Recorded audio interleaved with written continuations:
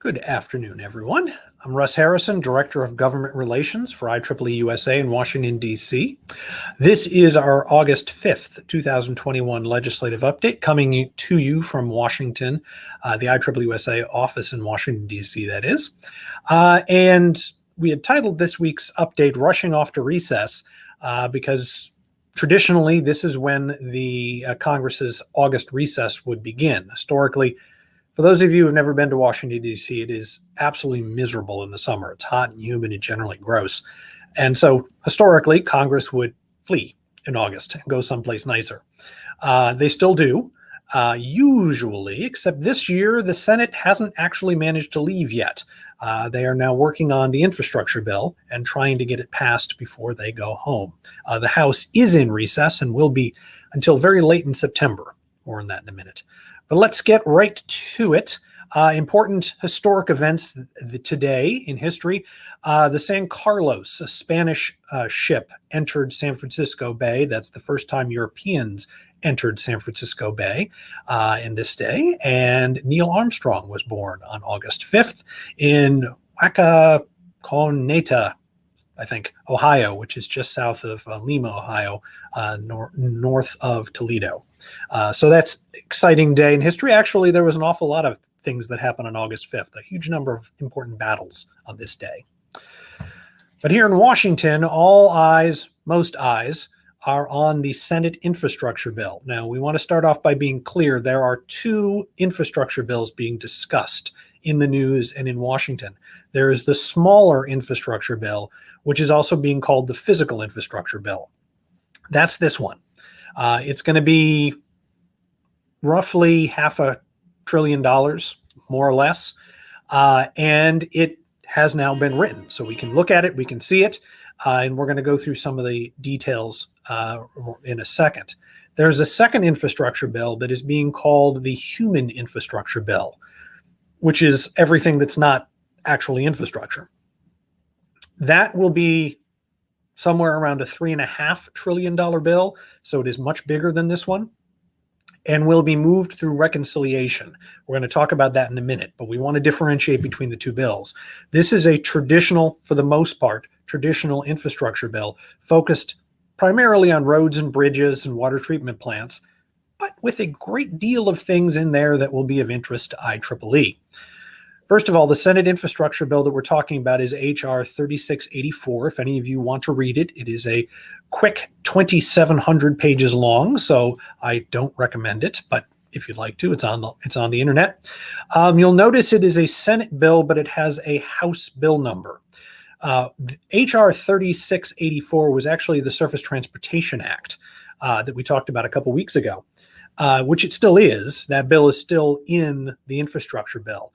But the Senate took all of the infrastructure language and just plopped it on top.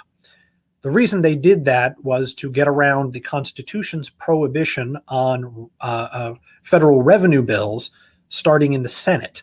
Spending bills, revenue bills have to start in the House. And this one did.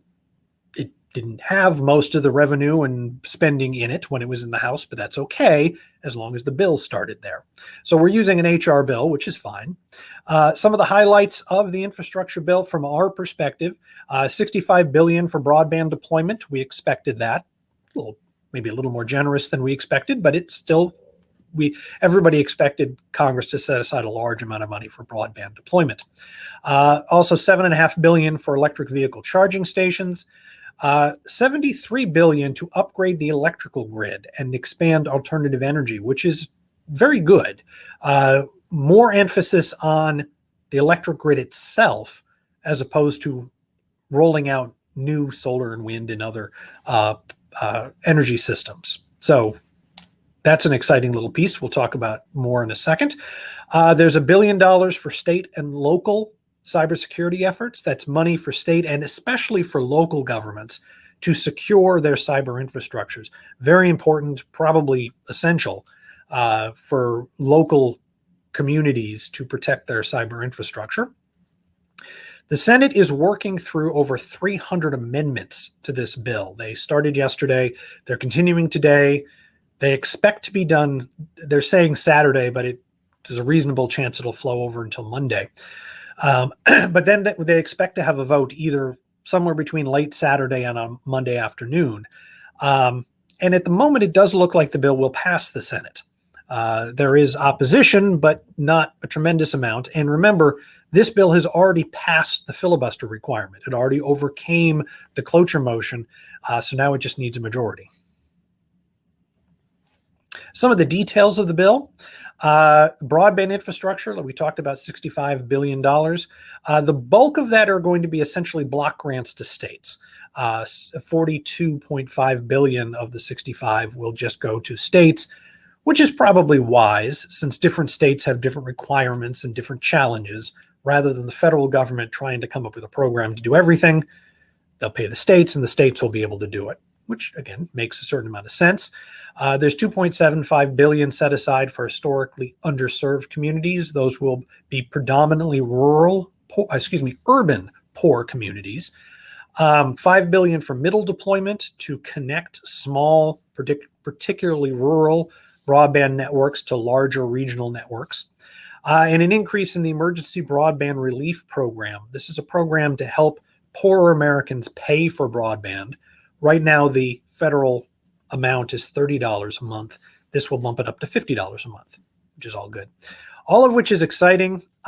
There was some talk, both in the president's budget and some early conversations about this bill, about language that would have given priority to public broadband systems at the expense of privately run broadband systems. Most of that language has been taken out, and the language is now much more neutral in its approach towards broadband, which is a good thing. Some very good things on the electrical grid, and in fact, some very surprising things on the electrical grid. There's $11.6 billion for new technology to boost reliability, resilience, and flexibility of the grid, which is not too surprising, but is very good. The bill gives FERC greater siting authority. Specifically, it allows FERC to overrule state objections to new high voltage power lines along national interest electric transmission corridors. What this does is it'll make it easier for the utilities to build high voltage power lines. For example, connecting Western Pennsylvania to Washington, D.C. As many of you know, building high voltage power lines, new high voltage power lines, is very difficult because nobody wants them in their backyard.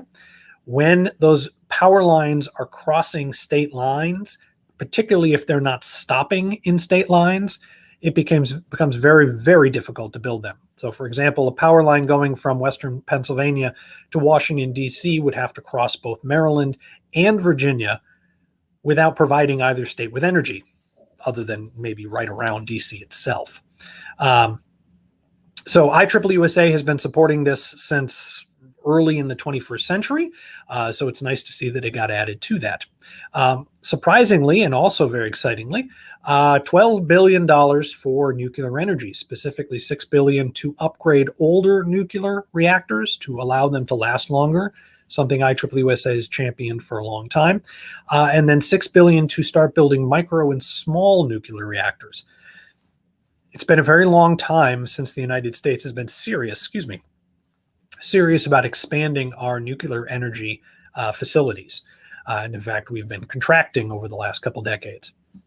This program, which has gotten very little attention and has not drawn much controversy, although it's still early, there's still plenty of time, but it looks like it's going to sail through and is fairly popular on Capitol Hill, which is exciting.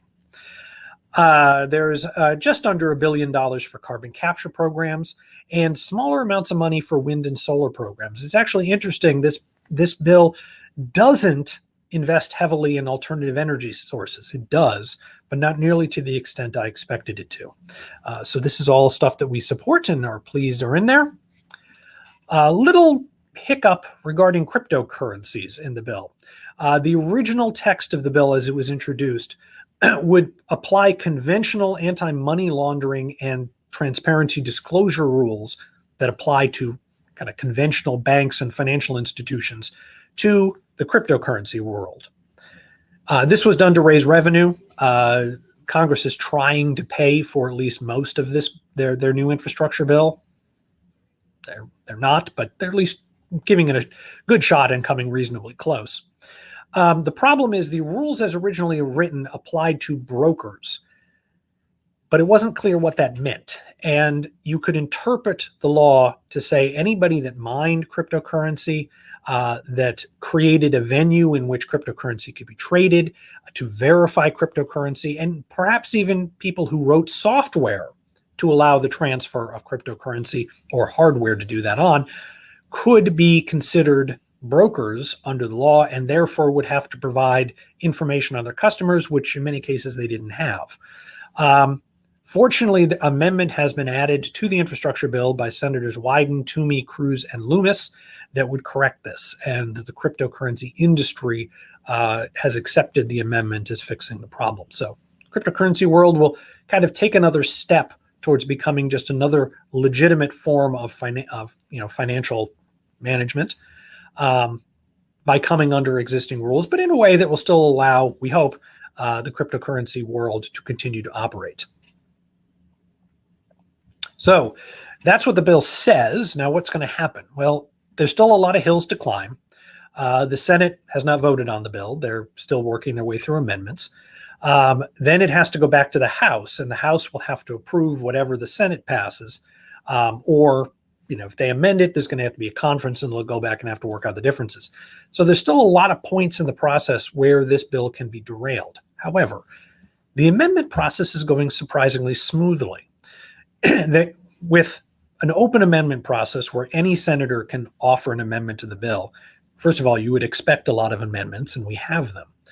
But it is very easy to use that process to gum up the process, the approval process, to the point where the bill just can't move. And that's not happening. Senators are debating the amendments. They're voting on the amendments. Some of the amendments voting is taking place along party lines, but a large number of them aren't. And most importantly, they're getting through the amendments in a timely process. This suggests that the bill will in fact move in the Senate and will be approved. Again, I'm betting it will be after the weekend, but who knows? They might get it done on time. And that it will pass with decent bipartisan support. It will probably be a little lopsided, but there will be a number of Republicans joining the Democrats in passing the bill. House bill is a little more complicated, but is still likely. The biggest complication with the House is simply that they're not going to be back in session until the end of September. Because of where religious holidays fall this year, rather than coming back for a week, going out for 2 weeks, and then coming back, the House is just going to stay out until September 20th. That's getting a little late. I mean, they got plenty of time, but that's getting pretty far into budget season, so that if there are hiccups in the process, it could cause real problems for the bill. However, we don't actually expect that to take place. Right now, leadership is using the reconciliation process as leverage, saying members, Democrats in the House rather, who are unhappy with the smaller infrastructure bill, it's okay, we'll put everything else in the bigger infrastructure bill, which we'll work on next. Some complications with that logic as well, but it does look like the House will probably pass the bill. Whether it's bipartisan or not, we can't tell yet, but probably by the end of September. And the president has indicated he will support it. So this gets us to the second infrastructure bill, the larger infrastructure bill, which is being called the Human Infrastructure Bill, which is a number of social welfare programs, workforce training programs, free community college, things like that, which are not traditional infrastructure, but hey, the Congress is correct that our economy is not built on bridges and roads, it's built on people, or built by people and for people, and so we need to invest in them as well. This bill, right now, they're estimating it'll be a $3.5 trillion bill, which, if you're wondering, is really, really big, even by Washington standards. It looks likely to become what is called a Christmas tree bill. Christmas tree bills are very large pieces of legislation containing lots and lots of bright, shiny programs that really have nothing to do with each other. What's basically going to happen is more or less every Democrat, probably not the Republicans, every Democrat will have an opportunity to add something to the bill. And it doesn't matter what it is. And all of it will be added, and you'll end up with this giant legislative mess that doesn't have any real coherence. But that's okay, because, the bills don't necessarily have to be coherent. It's actually very similar to an omnibus budget bill, where Congress just takes multiple appropriations bills and throws them together, except this is much bigger than just appropriations. Here's the problem. Because the Democrats have such a small margin in the House, and in fact, no margin in the Senate, every single Democratic legislator has leverage over the leadership to say, I'm not going to vote for this bill unless. And unless can be anything it wants, anything the legislator wants. Leadership has very little ability to say no in those cases. I mean, they will, but they can't say no to everything. And in fact, most legislators, if they push at all, will be able to get at least one thing in the bill.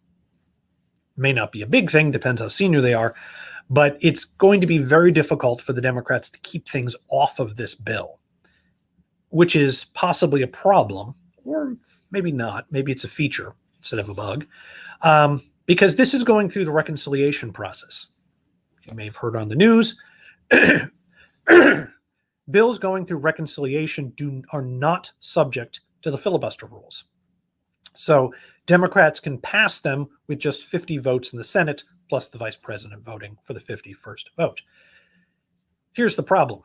Budget reconciliation bills are supposed to be about the budget. They're supposed to be about spending, and they're supposed to be about revenue generation. They're not supposed to be policy-setting bills. They're supposed to be just about spending. Right now, this bill, the large human infrastructure bill, is going to have a ton of policy in it, like free community colleges, like immigration provisions. It is not clear if that is allowed. And the fun thing is, there is specifically one person who gets to decide if it's allowed or not, and that is the Senate parliamentarian. Senate parliamentarian is an employee of the Senate. She works technically for the Senate Majority Leader, or technically for all the senators, but the Senate Majority Leader hires her. It will be her responsibility to look at the bill the Democrats come up with and decide which provisions are acceptable in a budget reconciliation bill and which are not, which is fun. Right now, I can tell you the Democrats in Congress are acting as though everything is going to be allowed, even though they know that's not true, which is fine. I mean, you go in with confidence. You don't say, well, I know this isn't going to work, but we're going to throw it in anyway. You act as though everything is going to be fine. There are mumblings around Washington that if the parliamentarian does not approve everything, she will be replaced, which the Senate Majority Leader can do, and replaced with someone more accommodating. I don't think that's going to happen.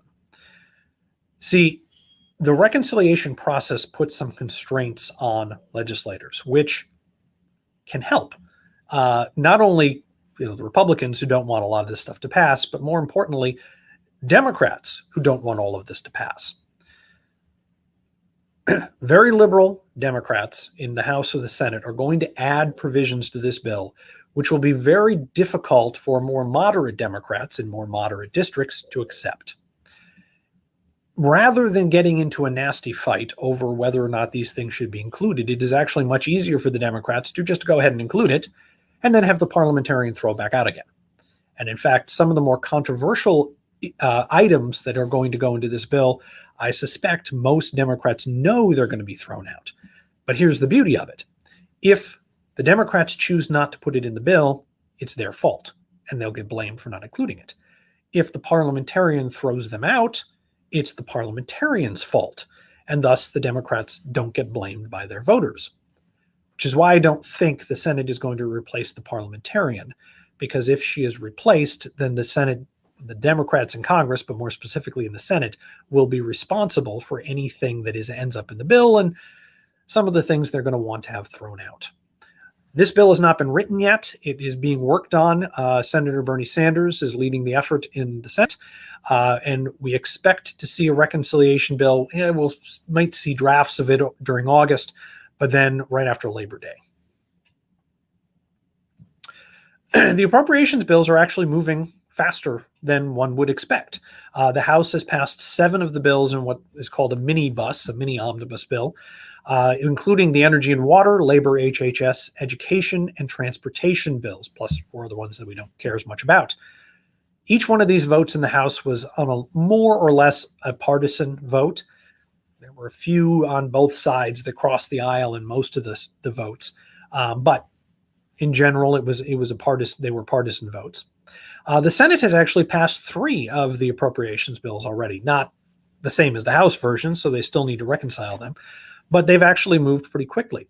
One of those bills is the energy bill, and it includes some good news. The Department of Energy's Office of Science, the Senate increased the bill by almost $500 million over the House bill, which had already increased it by $50 billion. And in fact, most of the budgets in these bills that we care about have gotten decent increases, better than the increases we got last year. Still a long way to go. Everything will have to be reconciled, but so far the budget is looking pretty good for us. There is, of course, no chance at all that Congress will have all of this finished by October 1st, particularly since the House isn't going to be back until September 20th. But then again, we knew they weren't going to finish by October 1st. So there will be some sort of omnibus, or there'll be a continuing resolution sometime in September, and then either an omnibus or some other form of big bill passed later in the year.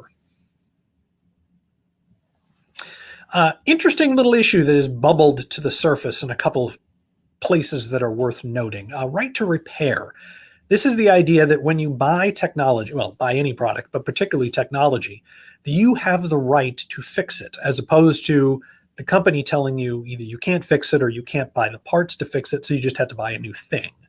Obviously, a lot of IEEE members are perfectly capable of fixing many of their technology items, particularly that would like to do so. But manufacturers would prefer that you simply buy a new item, so they're not that keen on it. There was a nice article in the New York Times a couple weeks ago on this, and there's a bill in Pennsylvania which is worth noting. And so any IEEE members in Pennsylvania, you might want to check this out. The bill has bipartisan support, though not terribly big bipartisan support, a couple on each side. And it would require companies to make available any documentation, part, or tool needed to fix their device. And these products would have, the documentation, parts, or tools would have to be provided to the public at a reasonable price.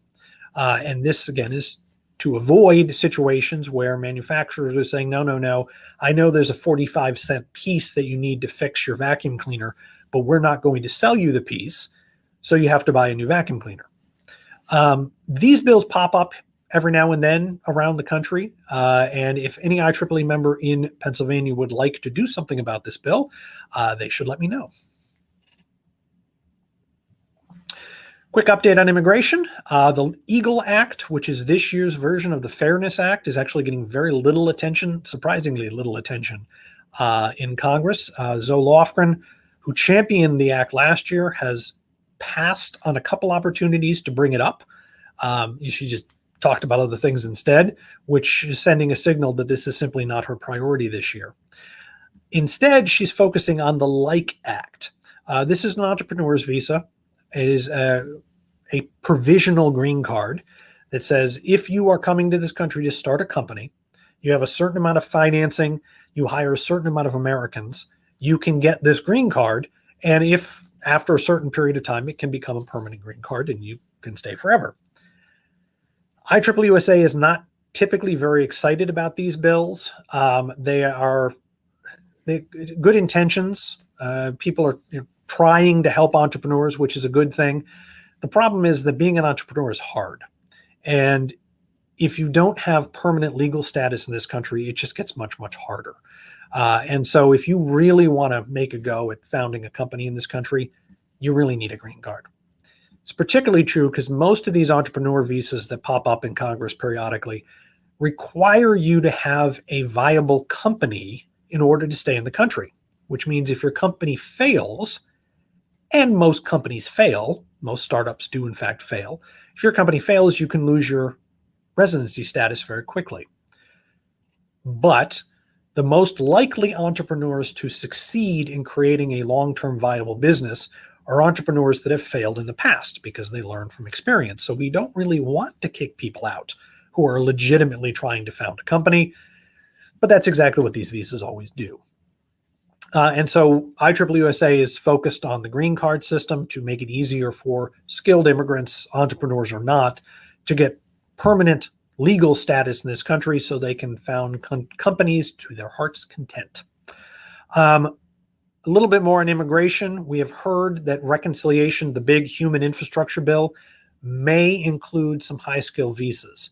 Right now, it looks like those will be green cards, but we are on high alert that they might be H-1Bs, and we'll have to see what the bill looks like before getting excited about any of it. The infrastructure bill will also include DACA.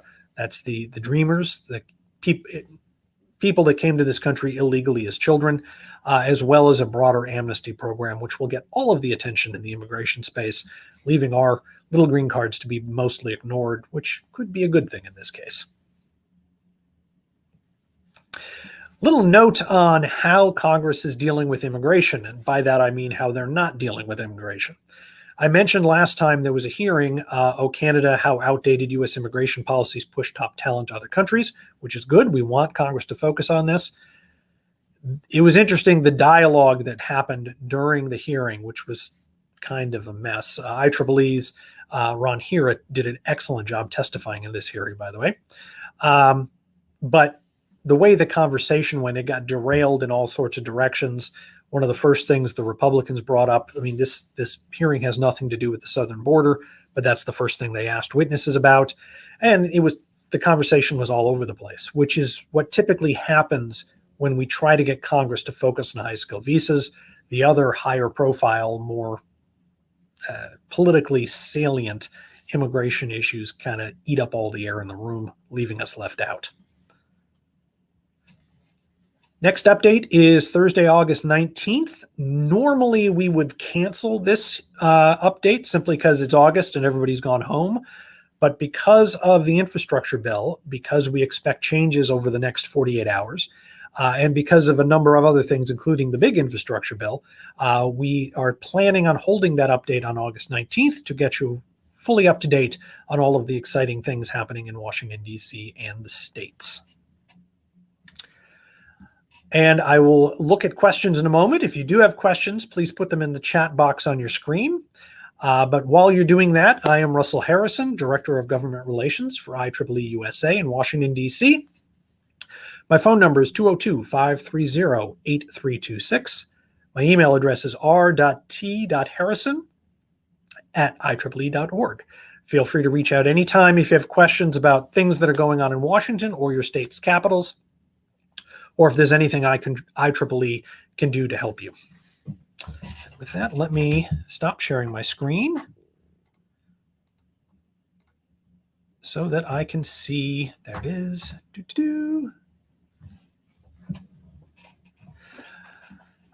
Question about right to repair from Corey Ruth. Right to repair is very important. Any chance of Pennsylvania law spurring a future national version if it passes?